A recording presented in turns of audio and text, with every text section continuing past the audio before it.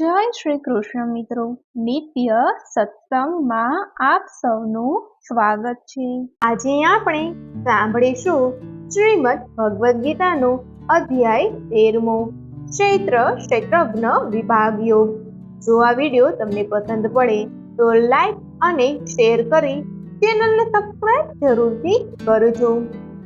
શ્રીમદ ભગવદ્ ગીતાના 13મા અધ્યાયમાં ભગવાન કહે છે કે આ શરીર એ એક ક્ષેત્ર એટલે કે ખેતર છે અને હું તેનું ક્ષેત્રજ્ઞ એટલે કે માલિક છું।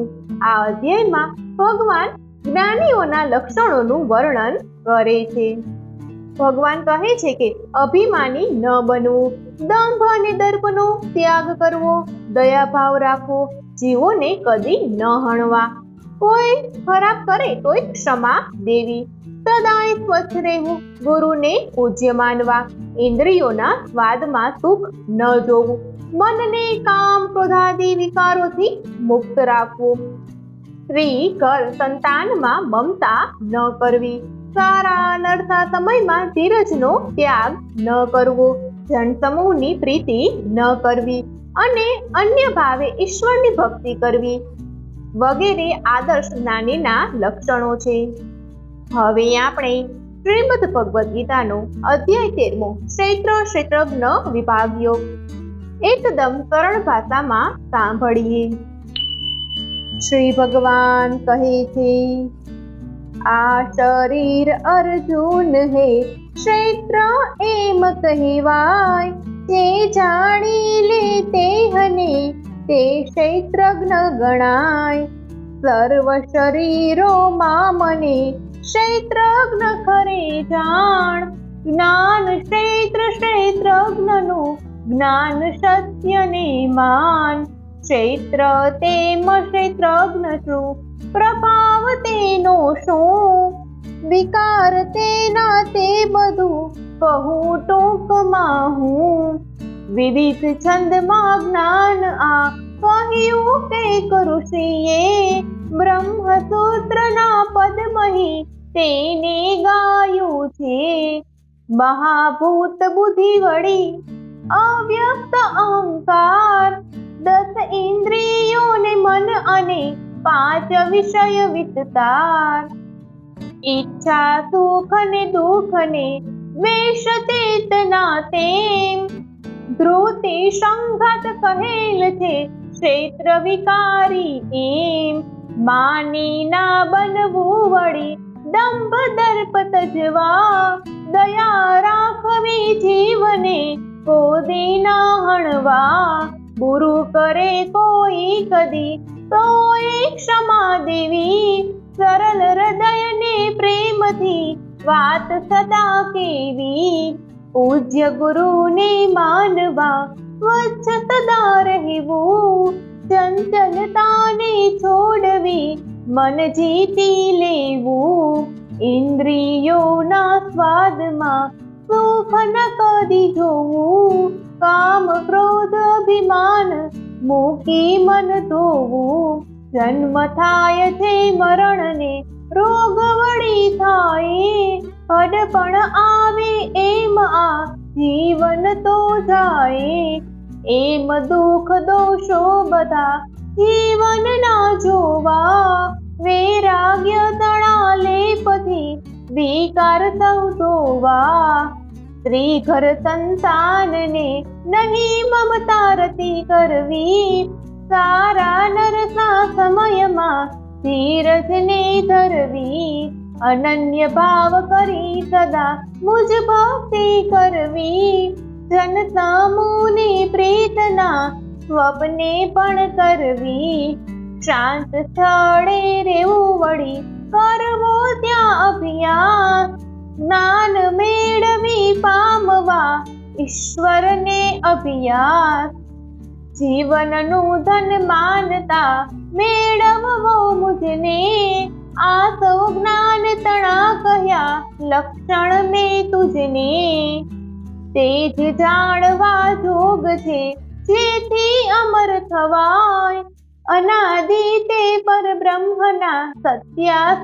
ગણાય, તે ઈશ્વરને જાણજે છે વ્યાપક સઘળે, બધે હાથ પગ આંખ છે, શિર જેના સઘળે. ગુણ પ્રકાશક તેમ છે, ઇન્દ્રિયથી પરતે, ધારણ કરતા સર્વના અનાસક્ત પણ છે. ચરાચર બધા જીવની બહાર અંદર છે, સૂક્ષ્મ ખૂબ છે એટલે અગમ્ય તે પ્રભુ છે. દૂર રહ્યા તે તોય છે, હૃદયે ખૂબ જ પાસ, સૌને તરજી પાડતા કરતા સૌનો નાશ. સમગ્ર જીવોમાં રહ્યા વિભક્ત જેવા તે, પોષક સૌના જ્ઞેયને નાશક સર્જક છે. પ્રકાશ નાય પ્રકાશ તે અંધકારથી દૂર, હૃદયમાં રહ્યા સર્વના જ્ઞાન પ્રેમના પૂત. જ્ઞાન જ્ઞેયને ક્ષેત્રને કહ્યું ટૂંકમાં મેં, ભક્ત ભાવ મુજ મેળવે જ્ઞાન મેળવી તે. પ્રકૃતિ પુરુષનાદિ છે એમ ખરે તું જાણ, વિકાર અને ગુણ ઉપજ્યા પ્રકૃતિમાંથી માન. કારણ તેમજ કાર્યને છે પ્રકૃતિ કરનાર, પુરુષ સુખ ને દુઃખના ભોગો ભોગવનાર. પ્રકૃતિના ગુણનો કરે પુરુષ સદાય ભોગ, તેથી તેને થાય છે જન્મ મરણનો રોગ. સાક્ષી પાલક સર્વના મહેશ્વર કહ્યા તે, પરમાત્મા ઉત્તમ વળી આ શરીરમાં છે. પરમ પુરુષ તે તો સદા દેહે વાસ કરે, દ્રષ્ટા મંતા રૂપ તે સૌમાં વાસ કરે. પુરુષ તેમ ગુણ સાથ છે, પ્રકૃતિને જાણે, કોઈ સ્થિતિમાં તે નહીં ફરી જન્મ પામે. કોઈ પ્રભુને ધ્યાનમાં હૃદયે દેખે છે, કોઈ જ્ઞાન થકી કરી કર્મે પેખે છે. બીજા પાસે સાંભળી પ્રભુને ભજતા છે, તરી જાય છે મોતને તૃણનારાએ તે. જડને ચેતન જન્મતું જે કંઈ પણ દેખાય, તે પ્રકૃતિને પુરુષના સમાગમ થકી થાય.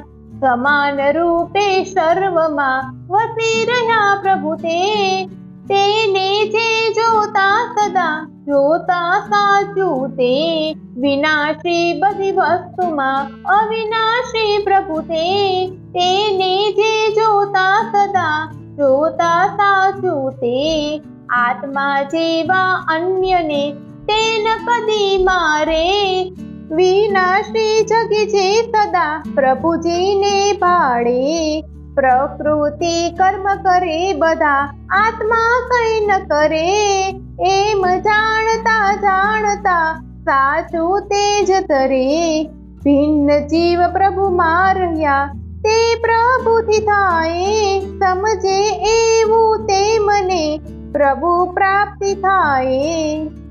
પરમાત્મા અવિનાશને અનાદિ નિર્ગુણ આ, કઈ ન કરે દેહે રહી કેલે પાયના. વ્યાપક તો એક સૂક્ષ્મના લિપ્ત થાય આકાશ, આત્મા તેમજ અંગમાં નાલે પાય ખાસ. સૂર્ય જેમ એક જ છતાં બધે પ્રકાશ કરે, આત્મા તેમજ દેહમાં બધે પ્રકાશ ધરે. ક્ષેત્ર તેમજ ક્ષેત્રજ્ઞને જીવ પ્રકૃતિ જ્ઞાન, મોક્ષ વળી જે જાણતા તે કરતા કલ્યાણ. અધ્યાય 13મો સમાપ્ત. ઓમ તત્સત. મિત્રો, આ હતો શ્રીમદ ભગવદ્ ગીતાનો અધ્યાય 13મો, ક્ષેત્ર ક્ષેત્રજ્ઞ વિભાગ યોગ. જો આ માહિતી તમને પસંદ પડી હોય તો વિડીયોને લાઈક અને શેર કરી ચેનલને સબસ્ક્રાઇબ જરૂરથી કરજો. જય શ્રી કૃષ્ણ.